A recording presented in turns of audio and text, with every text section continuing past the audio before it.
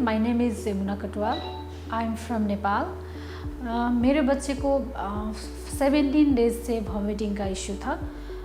मैंने वहाँ नेपाल पर बहुत डॉक्टर को दिखाया, लेकिन ये 6 मंथ नियर अबाउट 6 मंथ का हुआ, लेकिन उसको वहाँ पर कोई इलाज का कोई नहीं इसका इशू चल रहा था, क्योंकि वो इसको डायग्नोसिस अच्छे से नहीं हुआ था।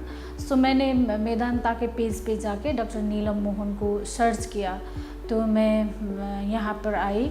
सो नीलम मैम को दिखाया, सो उन्होंने उसका अच्छे से डायग्नोसिस किया और फिर उसके बाद उसका ट्रीटमेंट शुरू हुआ। और मेरे बच्चे को आज 15 डेज़ ही हुआ है यहाँ पर ट्रीटमेंट किया हुआ। सो उसको वेट का भी इशू था, उसको वॉमिटिंग का साथ साथ और स्लीपिंग में भी इशू था। युवान का बर्थ वेट 3 किलो था और 2 हफ्ते तक वो ठीक था। उसके बाद उसकी उल्टी स्टार्ट हो गई, उल्टी आती थी, कभी खून भी आता था एंड बच्चा ऑब्वियसली बड़ा चिड़चिड़ा था, सो नहीं पाता था एंड एक्सेप्ट फीड्स नहीं कर पाता था। तो नेपाल में उनका काफ़ी ब्लड टेस्ट हुए और इलाज हुआ, लेकिन वो खुश नहीं होने के कारण उसको यहाँ लाए थे।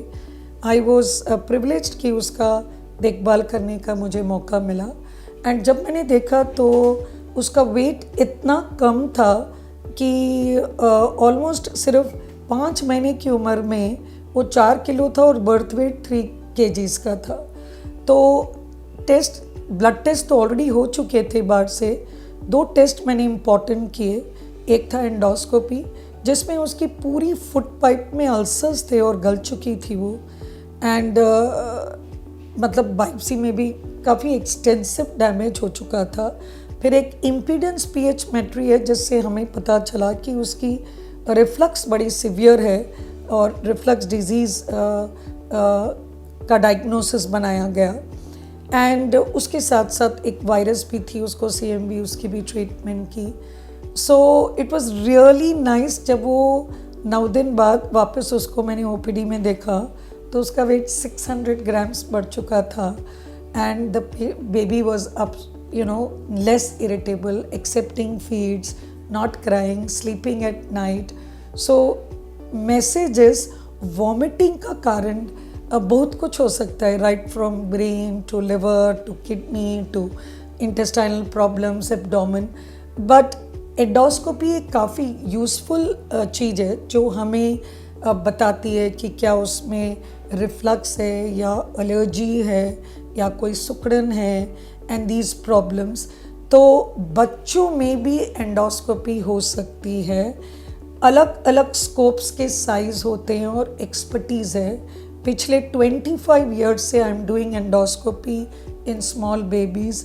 2 किलो के बच्चों से लेके मैंने किए हुए हैं।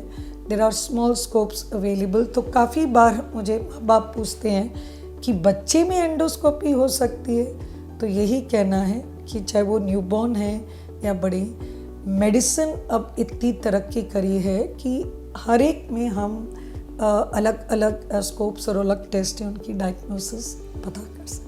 I am very thankful to Medanta Hospital and Neelam ma'am and Dr. Ilma Khan and everyone जो नर्स और जो डॉक्टर ने मेरे बच्चे को टेक केयर किया था।